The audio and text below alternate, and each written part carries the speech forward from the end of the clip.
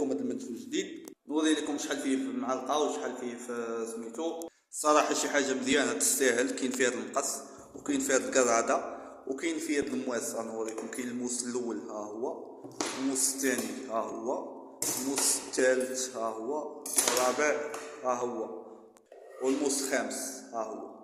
شفتوا؟ وهاد المعالق ها هو فيهم فيهم هاد العيبه اللي كتشد بها السخونيه. انا غنجبد لكم تشوفوا. كاين هادو حتى هما، ها هما هادو ندير بهم الحريره ولا شي الحسوه ولا شي حاجه. هادي معرف ديالاش، هادي كتشد بها الحاجه السخونه، هادي تخلط بها البيض ولا عجينه ولا هادي حتى هي ما ديالهاش. المهم نتوما كتعرفوا هادي دير بها البيض، تحك بها البيض.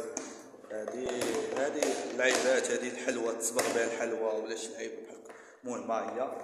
بالنسبه للثمن رخيص. هادي بالنسبه للثمن رخيصه في الثمن. اللي بغاها راه توصلوا حتى للدار. ها هما شوف شحال فيها بزاف.